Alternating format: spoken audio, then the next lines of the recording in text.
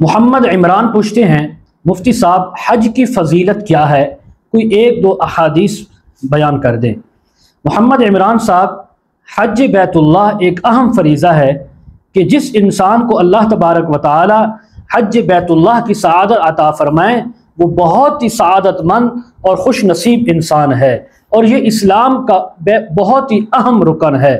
ایک حدیث میں حضور علیہ السلام سے یہ دریافت کیا گیا، یا رسول اللہ صلی اللہ علیہ وسلم، سب سے افضل عمل دنیا میں کون سا ہے؟ اللہ کے محبوب نے فرمایا، ایمان لانا اللہ پر اور اس کے رسول پر۔ عرض کیا، یا رسول اللہ اس کے بعد کون سا عمل ہے؟ حضور نے فرمایا، اس کے بعد اللہ کی راہ میں جہاد کرنا۔ پھر عرض کیا، یا رسول اللہ اس کے بعد کون سا عمل ہے؟ حضور نے فرمایا، حج مبرور۔ ٹھیک ہے، حج مبرور۔ اور پھر پوچھا گیا، آپ نے فرمایا کہ ایک عمرہ کے بعد دوسرا عمرہ کرنا یہ بھی بہت اللہ کے ہاں مقبول ہے، تو ان دونوں عمروں کے درمیان انسان کے جو گناہ ہوں گے، غلطیاں ہوں گی، وہ انسان کے لیے کفارہ ہوں گے، اللہ تعالیٰ ان کو بھی معاف فرما دیں گے۔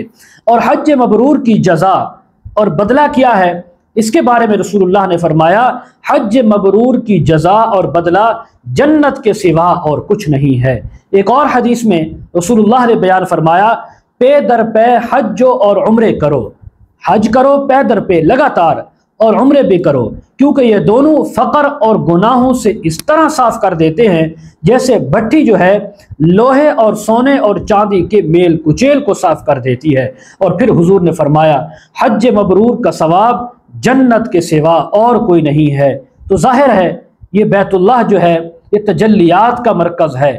اللہ تبارک و تعالیٰ کی تجلیات صبح و شام دن رات برس رہی ہیں، ایسے جیسے بارش برستی ہے۔ تو وہاں جا کر جو بندہ حج یا عمرہ کرے، اللہ سے مانگے، تو کیا وہ اللہ کی رحمت سے مایوس اور محروم رہے گا؟ ایسا کبھی نہیں ہو سکتا، وہ انسان ضرور اللہ کی رحمت سے بھرپور ہو جاتا ہے۔